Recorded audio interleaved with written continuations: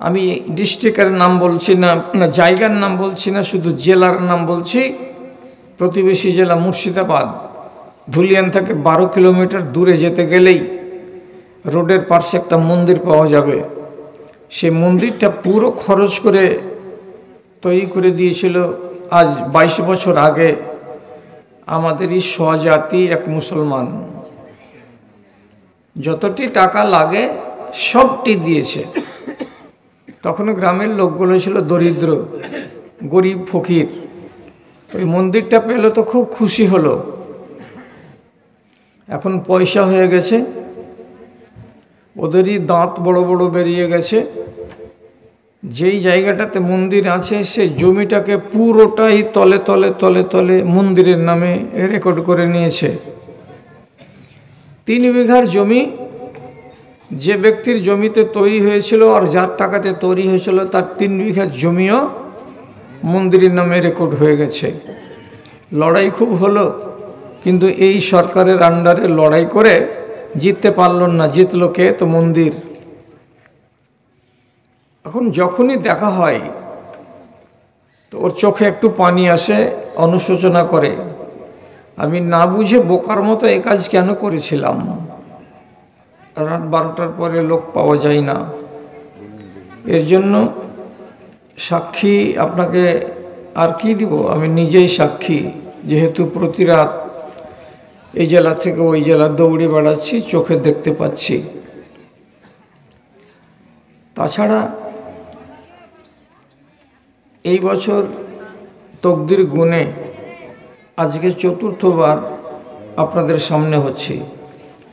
একটা মানুষ কয়বার আপনাদের সামনে আসবে, আর আপনি বা কত ভালোবাসা দেখাতে পারবেন। আপনাদেরও মনের ভেতরে একটা বিতৃষ্ণা জন্মে যাচ্ছে যে কতবার করে এই মানুষটাকে আমাদেরকে শুনতে হবে। এই জন্য আপনাদের সামনে কোরআন হাদিসের সাথে একটু মুখরোচক বয়ান রাখবে বলে আবুল কাসিম বিজলিকে আনা হয়েছিল। মেন উদ্দেশ্য ছেলেটিকে পাগড়ি দেওয়া আর আপনাদেরকে দেখিয়ে দেওয়া যে আপনাদের টাকা পয়সায় পরিচালিত এই মাদ্রাসা থেকে কীরকম লেখাপড়া হলো আর কতটি ফল ধরলো, সেগুলো চোখে আপনারা দেখলেন। উদ্দেশ্য সাধিত হয়েছে। এইবার যেখানে নাম আছে আমার ইশতেহারে 1 নম্বরে এবং 12টা বাজতে এখন ঘড়িতে আরও 25 মিনিট দেরি আছে। আপনাদেরকে এই 25 মিনিট কিছু কথা বলছি, তারপরে একসঙ্গে আমরা এখান থেকে উঠে যাব। সূরা মায়েদার 3 নম্বর আয়াতে আল্লাহ তাআলা বলছেন, যদি পারো তো ভালো কাজে সাহায্য করো, জেনে শুনে বুঝে সুঝে মন্দ কাজে সাহায্য করিও না। ভালো কাজে যদি সাহায্য করতে না পারো তাহলে আর একটা পথ খোলা আছে, পাচ্ছি না। ধরুন যুদ্ধের ময়দানে যেতে হবে, তো আমি খোঁড়া, তাহলে আপনি খোঁড়া হতে গেলে আপনি মুখে মুখে সাহস জোগান। যদি অর্থের প্রয়োজন লাগে তো আপনি দুস্থ লোক, টাকা পয়সা হাতে নেই, তো আপনি সেই ক্ষেত্রে আপনি শারীরিকভাবে যদি সাহায্য দিতে পারেন তো দেন। আর যদি কোনো সাহায্য করা আপনার দ্বারাই সম্ভব না হয় তাহলে আপনি চুপচাপ থাকুন, আপনার মনটা যেন ঠিক থাকে। তাহলে এটা হলো আপনার সাহায্য করা।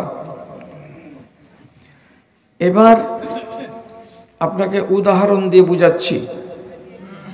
সৎ কাজে সাহায্য করা এবং মন্দ কাজে সাহায্য না করা কেমন করে বুঝাবো আপনাকে।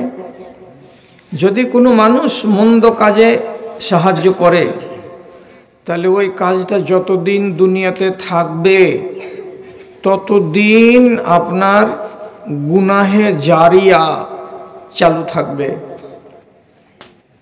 গুনাহে জারিয়া মানে কি? একগুলো হয় সাদকায়ে জারিয়া, নেকি জারিয়া, মানে আপনার নেকি চলতেই আছে চলতেই আছে। ঠিক তেমনি একগুলো গুনাহ আছে যেগুলো জারিয়া, মানে চলমান, চলতে থাকবে। কাজে হাসি মুখে জীবনে কোনো দিন মন্দ কাজে সাহায্য করবেন না, এটা একদিনের ব্যাপার নয়। আমি ডিস্ট্রিক্টের নাম বলছি না, জায়গার নাম বলছি না, শুধু জেলার নাম বলছি। প্রতিবেশী জেলা মুর্শিদাবাদ, ধুলিয়ান থেকে 12 কিলোমিটার দূরে যেতে গেলেই রোডের পাশে একটা মন্দির পাওয়া যাবে। সেই মন্দিরটা পুরো খরচ করে তৈরি করে দিয়েছিল আজ 22 বছর আগে আমাদেরই স্বজাতি এক মুসলমান। যতটি টাকা লাগে সবটি দিয়েছে। তখনও গ্রামের লোকগুলো ছিল দরিদ্র, গরিব, ফকির। ওই মন্দিরটা পেল তো খুব খুশি হলো। এখন পয়সা হয়ে গেছে, ওদেরই দাঁত বড় বড় বেরিয়ে গেছে। যেই জায়গাটাতে মন্দির আছে সে জমিটাকে পুরোটাই তলে তলে তলে তলে মন্দিরের নামে রেকর্ড করে নিয়েছে। 3 বিঘার জমি যে ব্যক্তির জমিতে তৈরি হয়েছিল আর যার টাকাতে তৈরি হয়েছিল তার 3 বিঘা জমিও মন্দিরের নামে রেকর্ড হয়ে গেছে। লড়াই খুব হলো, কিন্তু এই সরকারের আন্ডারে লড়াই করে জিততে পারল না। জিতল কে? তো মন্দির। এখন যখনই দেখা হয় তো ওর চোখে একটু পানি আসে, অনুশোচনা করে, আমি না বুঝে বোকার মতো এ কাজ কেন করেছিলাম। মন্দ কাজে সাহায্য করলাম তো ভাবলাম এককালীন দিলাম তো দিলাম, কিন্তু এটা যে এইভাবে প্রতিষ্ঠিত হয়ে যাবে, তারপরে আবারও বড় হয়ে যাবে, তারপরে চারিদিকে পাথর বসবে, টাইলস বসবে, তারপরে ওখানে আবার মাইক লেগে গেছে আর লাগালাগি মুসলমানদের গ্রাম। আপনি ফজর ওয়াক্তে আজান দিবেন যখন, হাইয়া আলাল ফালা বলে, ঠিক ওই টাইমেই ওদের রেকর্ড চালু হবে। আপনি যদি বাধা দিতে যান তো এই ভারতবর্ষের মাটিতে ওদেরকে বাধা দিতে পারবেন? ক্ষমতা আছে, হিম্মত আছে? নাই। তাহলে গুনাহে জারিয়া আপনি জীবনে করবেন না। এর খেসারত আল্লাহ তাআলা দুনিয়াতে আপনাকে দিয়ে দিতে পারেন। কেমন বলবো আপনাকে? রাসূলুল্লাহর জন্মের 40 বছর আগে একটা ঘটনা ঘটেছিল আরবের মাটিতে। সেটা কি আপনারা সবাই জানেন, যে আবরাহা বাদশাহ শূন্য সামন্ত নিয়ে কাবা ঘরকে ভাঙতে এসেছিল। রাগটা কিসের? ইয়ামান দেশে একটা গির্জা তৈরি করেছিল, এত সুন্দর করে টিপটপ করে, দিয়ে বলেছিল যে সারা দেশের মানুষ মক্কা কেন যাবে, আমার এই গির্জাতে আসবে, সুখ পাবে বেড়িয়ে দেখে ইবাদত করে। তখন একজন কোনো ইব্রাহিম নবীর দিনকে মাননেওয়ালা লোক, ওর মনের রাগ হলো, তখন করলো কি, রাতের বেলায় ওই গির্জার দামি পাথরের উপরে, টাইলসের উপরে গিয়ে পায়খানা করে দিল। যখন পায়খানা করে দিল টাইলসের উপরে, সকালবেলায় লোক জানতে পারলো যে ইন্না লিল্লাহ, গির্জার পবিত্রতাটা নষ্ট হয়ে গেছে, এখানে পায়খানা করে দিয়েছে কোনো লোক। লোককে তো বের করা গেল না, কিন্তু আব্রাহার রাগ 20 গুণ চেপে গেল। সেটা কি? মনে মনে চাইছিল যে এমনিতেই কাবা ফেল হয়ে যাবে আর আমার গির্জা চারিদিকে প্রচার প্রসার লাভ করবে আর এখানে মানুষের ভিড় হবে। এবার জিদ চাপলো, যার কারণে কসম খেলো কি, কাবাকে না ভেঙে আমি থামব না। চলে আসলো সৈন্য সামন্ত নিয়ে, কিন্তু বেচারি এর আগে জীবনে কোনো দিন মক্কা আসেনি। কাবা কোন জায়গাতে আছে, আর কাবা এমন জায়গাতে আছে যে চারিদিকে শুধু ছোট ছোট ছোট ছোট পাহাড়, চিনতে পারে না। তখন কাবা থেকে 14 কিলোমিটার 15 কিলোমিটার দূরে ওখানকার এক রাখালকে ডেকে বলছে, এই শুন। কি কথা? বলছে কাবা কোন রাস্তা দিয়ে যাবে রে? তো তার আগে আরো 10 জনকে জিজ্ঞেস করেছে, এ ভাই কাবা কোনটা রাস্তা দিয়ে যাবে? তো লোকেরা বলছে যে কাবা তো যাবে, একটা রাস্তা আছে, কিন্তু তোমার হাতে তরবারি কেন, আর তোমার পিছন দিকে সেনাবাহিনী কেন, হাতি কেন, ঘোড়া কেন, তরবারি কি নিয়ে তুমি কাবা যাবে? এর মানে কি? খুব ডাঁটসে বলল যে কাবাকে ভাঙবো, ভেঙে বাড়ি যাব। আরে কাবাকে বরবাদ করবা তুমি? তখন মক্কার লোক বলল, এই কাজে যদি আমি তোমাকে রাস্তা দেখাই তাহলে আমার মতো নিমুখ হারাম কেউ হবে না দুনিয়াতে। সোজাই বলে, আমি বলতে পারবো না, তুমি দেখে লো। আরেকজনকে যা বলে, এ ভাই শোনো, একটু বলতে পারো কোনটা রাস্তা দিয়ে গেলে কাবাকে পাওয়া যাবে? ও জিজ্ঞেস করে ওই কথা, আর যখনই জবাব মিলে কাবাকে ভাঙতে যাচ্ছি তখন ওই লোকটাই বলে, কাবাকে ভাঙবা? এটা আল্লাহর ঘর, আর এটা আমাদের কাছে ইজ্জতের প্রতীক, আর আমি তোমাকে ঘাটা দেখাবো যে যা এ ঘাটা দিয়ে গিয়ে কাবাকে ভাঙ? দিয়ে কাজ করতে পারবো না। তাহলে 5 জন লোকে কাবার রাস্তা দেখিয়ে দিল না। 6 নম্বর ব্যক্তি একটা পাওয়া গেল মাঠে, তোকে বলছে, এই শোনো, তোমাকে 200টা দিরহাম দিচ্ছি, একটা কথা বলবে বাবা। কি কথা? বলছে কাবাটা কোন দিকে আছে, রাস্তাটা বাতলে দিতে পারবে? কত দিবা? 200 দিরহাম দিব। হ্যাঁ পারবো। এটাও মক্কার লোক, এর নাম প্রসিদ্ধ, এর নাম হচ্ছে আবু রেগাল। ও 200টা টাকার লোভে কাবার রাস্তা চিনিয়ে দেবে কাকে? তো আবরাহাকে। চলে আসছে। আপনার নসিবে যদি জুটে, আপনি যদি হজে যান, তো মিনা থেকে যখন আরফার মাঠের দিকে যাবেন তো মাঝখানে একটা ক্যানেলের মতো জায়গা পাওয়া যাবে। এখন ক্যানেল হয়ে আর নাই, 30 গজ হবে, 20 মিটার অর্থাৎ 40 হাত হবে, এতটা চওড়া। ওই পারে লাল বাতি লাগানো আছে, এই পারে লাল বাতি লাগানো আছে। এইটাকে বলা হয় ওয়াদিয়ে মুহাসসার।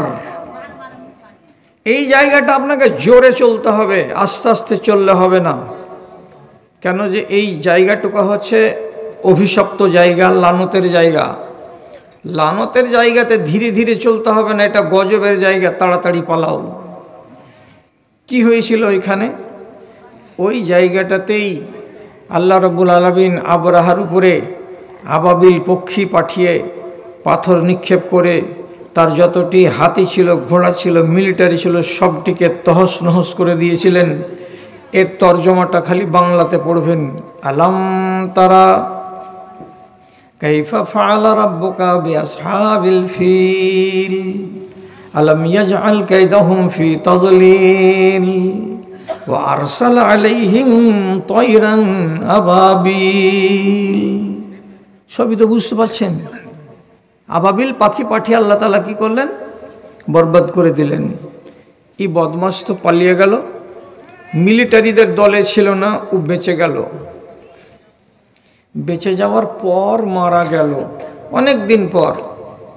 কিন্তু আরবের লোকেরা জেনে নিল যে এই শয়তানকে রাস্তা দেখিয়েছে কে? আমাদেরই জাত, এক আরবিয়ান, এর নাম আবু রেগাল। একে ওদের ভাষাতে বলা হয় খায়েন। যে কোনো মানুষের মুখে এটাই কথা থাকবে কি, খেয়ানতকারী। তুমি যদি খেয়ানত করো তো বলছে, এই আবু রেগালের মতন খেয়ানত করছ। যেমন আমাদের দেশে কথাই কথাই লোকেরা বলে না, শালা মীর জাফর হয়ে গেছে। মীর জাফর বিশ্বাসঘাতকতা করেছিল, তার জন্য এবার মীর জাফরটা কি হলো, তো আমাদের দেশে প্রবাদ হয়ে গেল। তেমনি আরবের দেশে আবু রেগালটা হয়ে গেল প্রবাদ। মরিয়া সুখ পাবি, তায়েফের রাস্তাতে তাকে মাটি দেওয়া হলো, ওর কবরটা রোডের কিনারায়। আরব দেশের লোক কি করলো এবার? কানু ইয়ারমুনা আলা কবরহি আল হিজারাতা। ওইখান দিয়ে যত মানুষ আরব দেশের এদিক থেকে ওদিকে যায় আর ওদিক থেকে এদিকে আসে, যারা জানে যে এটা হচ্ছে আবু রেগালের কবর, তারা এত বড় বড় পাথরগুলো 2-4টা হাতে করে নিয়ে যায়, আর কবরের কাছে গিয়ে ঠিক নিশানা করে তার কবরে ওই পাথর চালিয়ে দেয়, ধিক্কার দেয়। আর পাথর চালিয়ে দেয় তাকে কি বলে, এই বদমাস, এই শয়তান, তুই কাবার ঘরকে ভাঙার মতো এত নোংরা সংকল্প করেছিলি, তোকে আমরা ভালোবাসি না, তোকে আমরা ঘৃণা করি, আর ঘৃণা করি বলে তোর কবরকে আমরা পাথর চালিয়ে চালিয়ে মারি। ধারা চলতে থাকলো 40 বছর। রসুলুল্লাহ যখন এলেন তখন সব হাজিরাকে বললেন, ও বাবারা, তোমরা এইখানে মিনার মাঠে বুতকে পাথর মারো, ছোট ছোট কাঙ্কর, তারপরে বাড়ি যাওয়ার পথে আর আবু রেগালের কবরে এত বড় বড় পাথর মারতে যেও না। ওর পাথরে কবর মেরে ওর তোমরা কোনো ক্ষতি করতে পারবে না, কোনো লাভ করতে পারবে না, এই কাজ করে তোমাদের কোনো ফল দাঁড়াবে না, ওটা বাদ দিয়ে দাও। তখন ওর কবরের উপরে পাথর পড়া বন্ধ হলো, না হলে ওর কবরের পাশে 3 গাড়ি, 3 এলপি গাড়ি, 4 এলপি গাড়ি উঁচা হয়ে পাথর সব সময় পড়ে থাকতো। কিসের জুতা খাচ্ছিল ও? অন্যায় কাজে সহযোগিতা করেছিল, মদত করেছিল, তার কাফারা দিয়েছে ওর কবরে। কত বছর? তো 40 বছর। কত পাথর জমে তার কবরের উপরে, কতটি জমে তা আপনারা তো সবাই জানেন। আমাদের বাড়ির কাছে তো ঢেলপির আছে, ঢেলাইয়ের বট গাছের তলাতে পাথর পড়তো না আগে, এখন আর পড়ে না। কেন? যে হিন্দুদের ধর্ম ঢিল হয়ে গেছে, এখন আর কেউ ফেলে না। কিন্তু এক যুগে আমরা নিজের চোখে দেখেছি, আটা পিষতে গিয়ে যে কোনো গায়ের মুসলিম ওখান দিয়ে যে গত হবে, 2টা নয় 3টা ঢিল এমনি করে করে গাছের তলায় ছেড়ে দিল, ধর্ম পালন করা হচ্ছিল। যেমন ওখানে 3 এলপি চিপস বা পাথর পড়ে আছে, তো তেমনি আবু রেগালের কবরের কাছে 4 ট্রাক ওরকম পাথর পড়েছিল। আমি কেন বলেছি আয়াতটা সূরা মায়দার 3 নম্বর?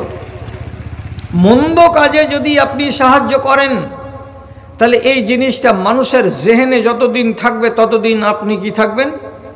চিহ্নিত হয়ে থাকবেন, দাগী। আর আপনাকে ভালো নামে দেশের মানুষ চিনবে না, আপনার নামে কেউ একটা দোয়া করবে না।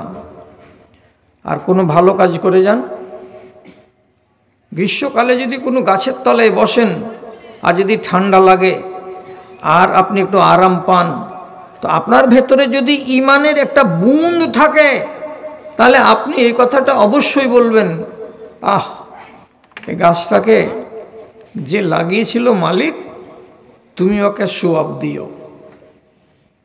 সাদকায়ে জারিয়ার ভেতর আছে টিউবওয়েল করে দেওয়া রাস্তার কিনারাই, ইন্দিরা গেড়ে দেওয়া রাস্তার কিনারাই, গাছ লাগিয়ে দেওয়া রাস্তার কিনারাই। যতদিন পর্যন্ত এই ভালো কাজ আপনি সাহায্য করবেন আর ওটা জাগ্রত থাকবে, ততদিন আপনি দোয়া পাবেন। তাহলে ভালো কাজে সাহায্য করাটা হচ্ছে বিশাল বড় সোয়াবের কাজ, কিন্তু মন্দ কাজে জীবনে কোনোদিন সাহায্য করবেন না। এবার যদি ঘেরা পড়ে যান, কেউ যদি আপনার ট্যাক্সিটাকে ঘেরে নেয়, আপনার সাইকেলটাকে ঘেরে ধরে নেয়, নেওয়ার পরে বলে চাঁদা দাও। কিসের চাঁদা? তো কালী পুজোর চাঁদা। আমাকে 72 ঘন্টা অষ্টপ্রহর হবে, আমাদের এইখানকার কীর্তন হবে, লীলা কীর্তন, লীলা কীর্তনের চাঁদা দাও। কত টাকা লাগবে? 51 টাকা।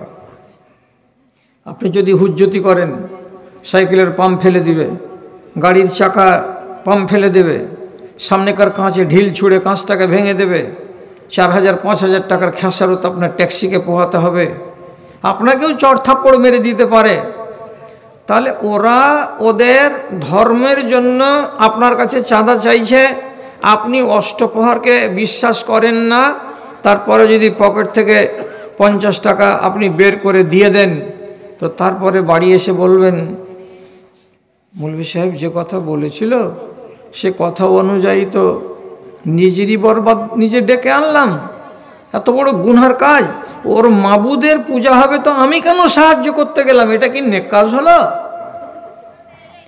তাহলে মশলাটা শিখলেন এইখানে কি আল্লাহ তাআলা বলেছেন, এবং নবীরও হাদিস আছে, ইল্লা মান উকরিহা, কাউরি উপরে যদি জবরদস্তি করা হয়, ওয়া কালবুহু মুতমাইন্নুন বিল ঈমান, আর এর অন্তরটা যদি ঠিক থাকে ঈমানের উপরে, মনের ভেতরে যদি ঘৃণা থাকে যে কাজটা করলাম তো ঠেলাই পড়ে করলাম, কাজটা করলাম তো তোমাদের ভয়ে করলাম, যদি না করি তো বেইজ্জত হব, অপমান হব, এই জন্য ইচ্ছাতে করলাম না, অনিচ্ছাতে করলাম এবং ঘৃণার সাথে এ কাজটা করলাম, আমার অন্তর ঠিক আছে, আমার ঈমানে কোনো রকমের বাটা নাই, তখন যদি এই রকম মন্দ কাজে সাহায্য করা হয় তাহলে আল্লাহ রাব্বুল আলামিন বলছেন তোমার গুনাহ লেখা যাবে না।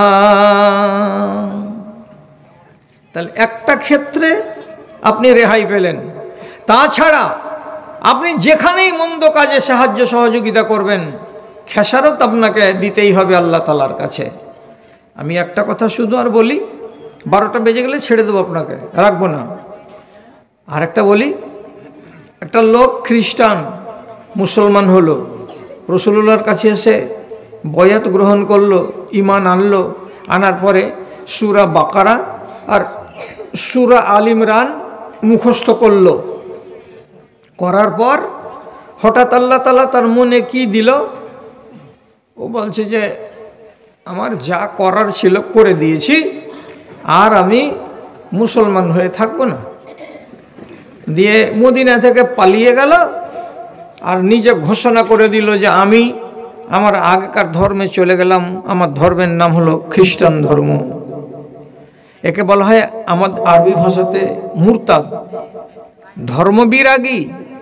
তো তুমি ইসলাম কবুল করার পরে ইসলামকে ত্যাগ করে দিলে এ মানুষকে কতল করে দেওয়া জায়েজ। তো লোকেরা বলল যা করার করে দিয়েছি, কি করেছো?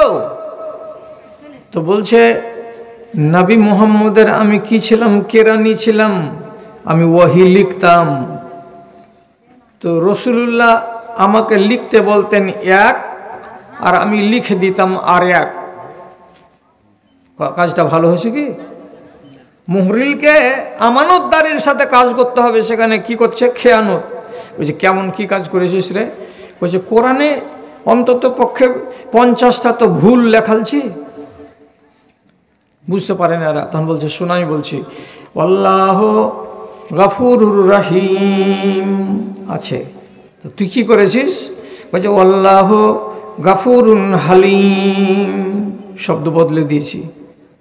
কোন জায়গাতে আছে ইন্নাল্লাহা রাউফুর রহিম, ওই জায়গাটাতে আমি কি করেছি? ইন্নাল্লাহা রাউফুন কারীম, শব্দ বদলে দিয়েছি। কোরআন আসছে আসমান থেকে, ওকে একটা জের যাবার পেশ বদল করা যাবে না। আর এইরকম যেখানে যেখানে শব্দ আছে কোরআনের শেষে 50টা জায়গাতে বদল করে দিয়েছি। যখন কোরআন পড়বে লোকেরা ধরতে পারবে না, মনে মনে বলবে এটাই ঠিক কোরআন আমরা পড়ছি। এত বড় কাজ রাসূলুল্লাহ জানতে পারলেন। জানার পরে কোরআন মাজিদকে তো অন্যান্য আর যারা মুখস্থ করা কারি ছিল তারা তো হেফাজত করলো, আল্লাহ তাআলা সংশোধন করিয়ে দিলেন আমার নবীকে দিয়ে। কিন্তু মন্দ কাজে সহযোগিতা করেছো আর নিজের গ্রামবাসীকে নিয়ে আনন্দ করেছো, তো আল্লাহ তাআলা তোমাকে ছাড়বে না। কিছুদিন পরে মারা গেল। যখন মারা গেল তখন ওর গ্রামের লোক ওদের ধর্ম অনুযায়ী কবর খুঁড়ে ওকে মাটিতে ভরে দিয়ে বাড়ি এলো। সকালবেলা যদি আসছে তো পুরো লাশটা কবরের বাইরে কিনারাতে পড়ে আছে, খাল ফাঁকা। সব লোক যখন সকালবেলায় দেখলো এই ব্যাপার, তখন সাথে সাথে দেখা মাত্রই বলছে যে হাযা মা ফাআলা ইল্লা আসহাবু মুহাম্মাদিন, এটা আর কেউ করেনি, মুহাম্মদ সাল্লাল্লাহু আলাইহি সাল্লামের সাথীরা বন্ধুরাই এই কাজ করেছে।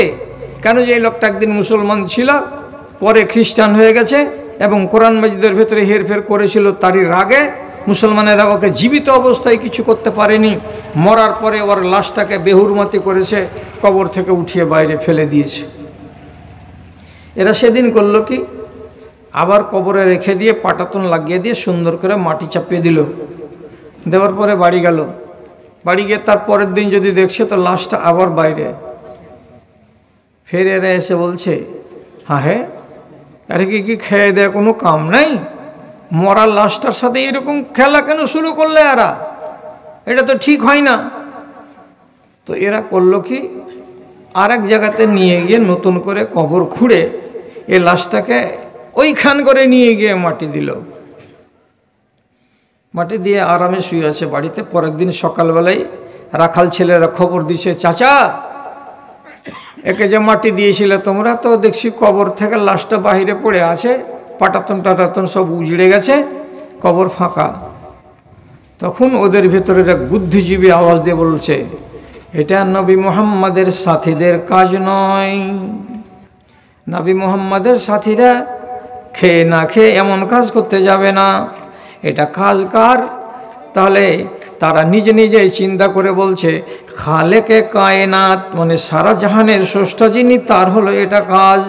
কেন যে তুমি কোরআন মাজিদের সঙ্গে সাংঘাতিক বেয়াদবি করেছিলে এবং অন্যায় কাজে সহযোগিতা করেছিলে, আর গ্রামে এসে ছেলে পেলেদেরকে নিয়ে দলবাজি করেছিলে। কোরআনের যা করার তা করে দিয়েছি, আর এই গ্রামের লোকেরা তোমাকে পেয়ে আনন্দিত হয়েছিল, আর মুসলমানেরা বেইজ্জত হয়েছিল কি বলে, যে তোমাদের কোরআনটা সত্য নয়। ঠেলা পাওয়া। তখন ওদের সর্দার হুকুম দিল, আলকুহ এলা শিয়াবিল জেবাল, একে কবরের ভেতরে না ভরে তোমরা ঘাড়ে করে খানিকটা দূরে নিয়ে যাও এবং পাহাড়ের কিনারায় কোনো এক জায়গাতে এমনি করে মাটির বাইরেই রেখে দাও, শুকিয়ে যাবে কিংবা চিলকাওয়াতে খেয়ে নেবে, একে আর মাটি দিয়ে দাফন করতে হবে না। দুনিয়াতে দুর্গতি। মন্দ কাজে যদি কেউ মদদ করে, সাহায্য সহযোগিতা করে, তাহলে এর উদাহরণ দিতে গিয়ে আমি আমার দেশের মানুষকে 2টা 4টা 5টা হয়তো আরও উদাহরণ দিতাম, কিন্তু আমি দিলাম না। কেন? যদি ওই ঘটনাকে সামনে আনি আর এনে আমি বলি, তাহলে এই ওয়াজ এই চ্যানেলের মারফতে কাউরির দোকানে বাজবে, কাউরি চায়ের দোকানে বাজবে। কেন? যে আমার বয়ান, পৃথিবীর এমন কোনো রাষ্ট্র বাদ নাই যে যেখানে এই বয়ান চলে না। কেন চলে না? পৃথিবীর যে কোনো রাষ্ট্রে বাঙালি আছে। আর আমার মোবাইলে মেসেজ আসছে, তো মেসেজে ভালো নামও আসছে, প্রশংসাও আসছে, আর আবার আছিলা করে বাঁশও দিচ্ছে। আপনি কটা পড়ছেন মোবাইলের মেসেজ? আপনার তো ওয়াজ যায় না। কিন্তু আমি এই জন্য সাবধান হয়ে আছি যে আজ যদি একটা কথা বলি আর কাউরি যদি গায়ে লেগে যায়, তো তাহলেই পরের দিন আমাকে আক্রান্ত হতে হবে এই সোশ্যাল মিডিয়াতে। এই জন্য আপনার এলাকাতেও এরকম ঘটনা আছে যে যারা অন্যায় কাজে সাহায্য করেছে, করার পরে কবরে গেছে, তাদের আল্লাহ রাব্বুল আলামিন দুর্গতি না করে ছাড়েননি। ভালো কাজে মদদ করেন, আপনার সুনাম থেকে যাবে কিয়ামত পর্যন্ত। সুনাম লম্বা নয়, মনে হয় পার হয়ে গেল নাকি, 12টা পার হয়ে গেল। হ্যাঁ আচ্ছা, 2-3 মিনিট কম আছে, শেষ করে দিই 2-3 মিনিটের ভেতরে আপনাকে বলে। ভালো কাজে সাহায্য করতে গেলে কাজটা মজবুত হবে, কাজটা ভালো হবে। আর যে লোকটা মেন, তার সওয়াব যতটা হবে, যতটি লোক সাহায্য করিয়েছে তারা অতটি সওয়াব পাবে। আমি একটা কথা বলে দিয়ে শেষ করি। একটা নওজোয়ান ছেলে, গোরা চাট্টা, সাদা সুন্দর, 22-23 বছরের যুবক, রসুল্লাহর খিদমত করে। রসুলকে বলছেন, আলা তাতাজাওয়াজু ইয়া রাবিয়াতা, এ রাবিয়া তোমার বয়স হয়েছে, তুমি একটা যুবক ছেলে, তুমি কি বিয়ে করবে না? বিয়ে করবে না? তোমার রাবিয়া আসলামী বলছে, আপনার খিদমত করছি, এর চাইতে আর মূল্যবান কাজ কি হতে পারে রাসূল? আমি আপনার খিদমত ছেড়ে দিয়ে অন্য কাজে যাব না। বাদ 3-4 দিন পরে রসুলের সাথে দেখা, আবার বলছেন, রাসূল বিয়ে করবে না? তো বলছে, জি বিয়ে করব। তো কে আমাকে মেয়ে দিবে? অবেমা আমহারো, আমার মোহর আমি কি দিয়ে করব আমার স্ত্রীর নামে? আমার কাছে তো টাকা নাই, আমার তো বাড়ি নাই। আমি মসজিদে নববীর এক প্রান্তে, যেটা সুফাদের জায়গা, ওখানে আমি রাত কাটাই আর আপনার খিদমত করি। তো আমার মতন নিহাত্তার লোকটাকে মেয়ে কে দিবে? বিয়ে তো করব। রাসূলুল্লাহ বলছেন, শোনো, আমি তোমাকে বলছি এই উত্তরপাড়ায় যাও আনসারি টোলাতে, উমুকের বাড়ি গিয়ে ওকে আমার সালামটা বলো। সালাম বলার পরে ওকে বলো যে রাসূলুল্লাহ বললেন তোমার মেয়ের সঙ্গে আমার বিয়ে পড়িয়ে দাও। গেল, লোকটাকে বাড়ি থেকে ডাকলো, আর ডাকার পরে রাসূলুল্লাহর সালাম দিল। সালাম দেওয়ার পরে বলছে আমাকে আল্লাহ রসুল পাঠিয়েছেন আপনার মেয়ের সঙ্গে আমার বিয়ে পড়িয়ে দেন। একবারে সহি হাদিসে লেখা আছে ফালামিয়াত লবমিনহুল বাইয়িনাতা, লোকেরা বলল না যে সাক্ষী কে আছে তোমার, সাক্ষী চাইল না, বিনা সাক্ষীতে নিজের 2-3টা বেটা ভাতিজাকে ভাইকে ডেকে এনে বৈঠকখানাতে সঙ্গে সঙ্গে বাড়ির মেয়েটার সঙ্গে বিয়ে পড়িয়ে দিল।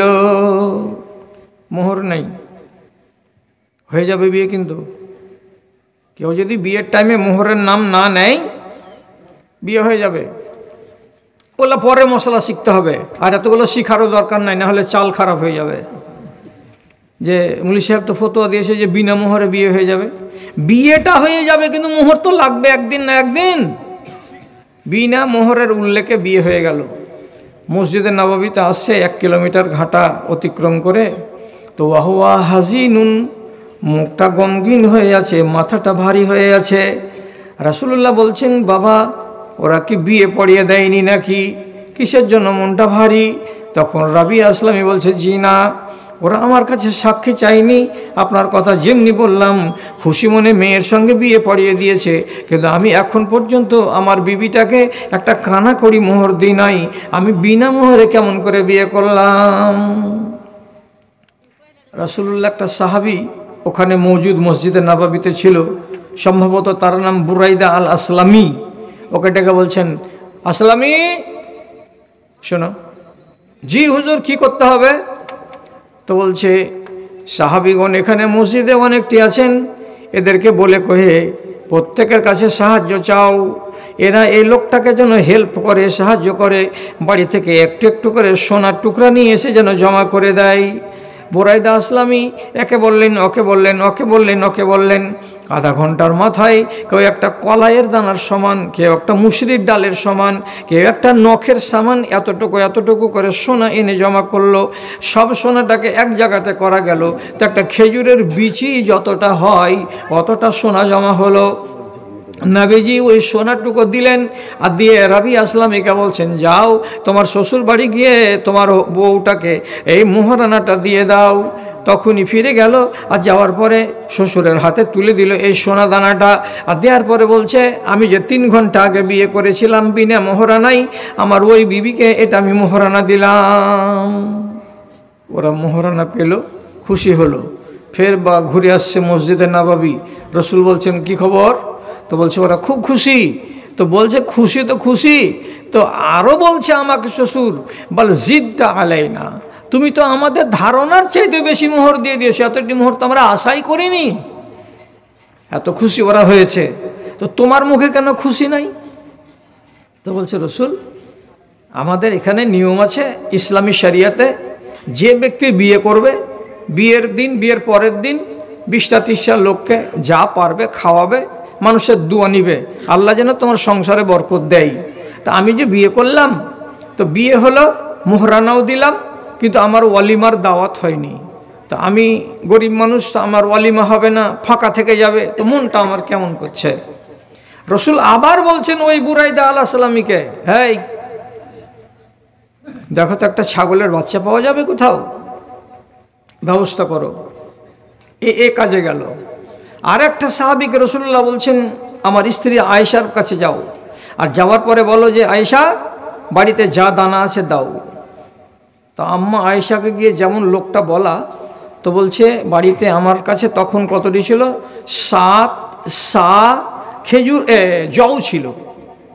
7 সার মানে হলো কি 1 সায় 2.5 কেজি, তাহলে 7 সা জব ছিল বস্তাতে, সবটি দিয়ে পাঠিয়ে দিল। জবকে পিষে আটা হলো, ছাগলকে জবে করে মাংস হলো, তারপরে সবাই মিলে যতটি মসজিদে নববীর আশেপাশে লোক ছিল ওয়ালিমার দাওয়াত খেলো, এবং তার সাংসারিক জীবনটা যেন সুখে হয় তার জন্য দোয়া দিল, দিয়ে মানুষটাকে আনন্দিত করলো। এবার এই হাদিসটাতে এক গাদা মশলা আছে। মশলা কি আছে? কোনো মানুষ যদি কোনো মানুষের বাড়ি গিয়ে বিয়ে করার প্রস্তাব দেয়, তাহলে সে নিজে গিয়ে প্রস্তাব দিবে, বাপকে, চাচাকে, ভাইকে পাঠাতে হবে না। বউকে না দেখে যদি কেউ বিয়ে করে তাহলে বিয়ে করা যাবে, বউকে দেখতেই হবে এটা জরুরি নয়। না দেখেই বিয়ে করে নাও, অসুবিধা নেই তাতে। 3 নম্বর মশলা, বিয়ে করতে যাওয়ার কালে বাড়ি থেকে এক গাড়ি 10 বোলেরো মানুষ বরযাত্রী নিয়ে যেতে হবে না, এগুলো শরীয়তে নাই। তুমি যাও তোমার বাপ চাচাকে নিয়ে গিয়ে বিয়ে করে নিয়ে চলে আসো। ওখানে যারা বিয়ে পড়ালো তারা গোটা গ্রামকে খবর দেয়নি, মোড়লকে সর্দারকে ডাকেনি, পান আর বাতাসা আর খড় আর সুপারি এগুলো লাগেনি। ওর বাপ চাচারা মিলে জুলে 3-4 জন লোকে বিয়ে পড়িয়ে দিয়েছে। একটা মশলা হলো। আর একটা মশলা, মোহরানা যদি উল্লেখ নাও করো তো বিয়ে হয়ে যাবে, পরে মোহরানা দিতে হবে। কতটা দিতে হবে? তো ওই মেয়েটার আর যদি কোনো বোন থাকে, তার বিয়ে হয়ে থাকে, তো ওর অন্য বোনের যা মোহর হয়েছে ততটাই মোহর তোমাকে দিতে হবে। এটা হলো একটা মশলা। পরবর্তী সুযোগে মোহরানা দিয়ে দিতে হবে, এটা হলো আরেকটা মশলা। এবং ওয়ালিমার দাওয়াতটা করতে হবে তুমি গরিব হলে গরিবের মতো, ধনী হলে ধনীর মতো। আর এগুলো হলো দুয়ার মজলিস, এখানে টাকা নেওয়া যাবে না। তাহলে এতটি মশলা পাওয়া গেল, সব দিকে ছেড়ে দেন, শুধু একটাই দেখেন। কি আল্লাহ কোরআনে কি বলেছিলেন? তাআওয়ানু আলাল বিররি ওয়াত তাকওয়া ওয়ালা তাআওয়ানু আলাল ইসমি ওয়াল উদওয়ান। ভালো কাজে সাহায্য করো, মন্দ কাজে সাহায্য করিও না। বিবাহটা ছিল নবীজির সুন্নাত, এই সুন্নাতটাকে পালন করতে লোকটা পারছিল না, এই জন্য নবীজি বললেন তোমরা একে সাহায্য দাও। সাহাবীরা রকমারি সাহায্য দিয়ে মানুষটার জীবনটাকে ধন্য করে দিয়েছেন। এটা হলো নেক কাজ। ও যতদিন দুনিয়াতে বেঁচে থেকেছে ও তো ধন্য হয়েছে, আর যারা যারা তার বিবাহতে অংশগ্রহণ করেছে তারা পুণ্য পেয়েছে। এইবার আমি আপনাকে আর নতুন করে ডাকবো? নতুন করে ডাকবো না। ডাকবো না কেন? যে আপনারাকে তো আমরা চিনি। আর একটা ফারেগি জালসা, কেন যে এই মাদ্রাসার বাৎসরিক জালসা তো ফিল্ডে হয়েছিল, তখন আপনারা সাহায্য দিয়েছেন। এখন শুধু আপনাদেরকে দেখাবার জন্য এটা ফারাগাতির জালসা হয়ে গেল। ছেলেটিকে দেখলেন, পাগড়ি পরা হয়ে গেল। জালসা কমিটি অবশ্যই বলবেন যে আমরা কামিয়াব, আমাদের যতটুকু উদ্দেশ্য ছিল সফল হয়ে গেছে। তো তাহলে আমারও উদ্দেশ্য সফল হয়ে গেছে। আর একবার নতুন করে আপনাদের কাছে আমি বলবো না 100 টাকা করে দেন দিয়ে উঠেন, এটা জোরে বলছি না। আপনারা এবার উঠেন। আমার ঘড়িতে বাজছে এখন 12:15। আচ্ছা, তো উঠতে হবে। উঠার আগে আমাকে আমার মা দিয়েছে 500 টাকা মাদ্রাসার নামে।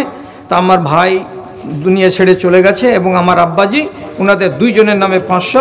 আবুজার আমার ভাই এ দিয়ে দিল আবার 500, আর এই ছেলে এ দিয়ে দিল 200, আবার আরেকজন দিল 200। যদি 20 টাকাও দেন তো দিয়ে দেন, দিয়ে উঠেন এখান থেকে। আমি আপনাদের কাছে চিরদিনই শেষখানে 10 টাকা, 20 টাকা, 30 টাকা করে চাই বা নিই, আর আপনারা দিয়েও থাকেন। তো বিদায়ের কালে আপনার মনে যদি খুশি লাগে যে আমি 20টা টাকাই দিব, তো 20টা টাকাই দেন, দিয়ে চলেন এখান থেকে উঠি। তোমার আদেশে দিন চলে যায়, তোমার আদেশে দিন চলে যায়, আধার নেমে আসে রাতে। আরেকজন 50টা টাকা দেন। আল্লাহুম্মা সাল্লি আলাইহি, আল্লাহুম্মা বারিক আলাইহি, আল্লাহুম্মা আইয়িদহুম বিল ইলমি ওয়াল হিলমি ওয়া যায়্যিনহুম বিল ঈমানি ওয়াত তাকওয়া ওয়া লা তুআররিজহুম বিল ফিতানি ইয়া রাব্বাল আলামিন। আল্লাহুম্মা ইগফির লাহুম ওয়ারহামহুম ওয়াআফিহিম ওয়া'ফু আনহুম ওয়াকরিম নুজুলাহুম ওয়াসি মাদখালাহুম। আমিন আমিন। একজন 20 টাকা, একজন 50 টাকা, আরেকজন 50 টাকা। রব্বে করিম দানকারীদের দানকে তুমি সাদরে গ্রহণ করো। আরেকজন আমার ভাই দিয়েছেন 100 টাকা দান, আরেকজন 20 টাকা, আরেকজন আমার ভাই দিয়েছে 200 টাকা দান। কবুল করো তুমি পাক সুবহান, মিটে দাও তার মনের আরমান।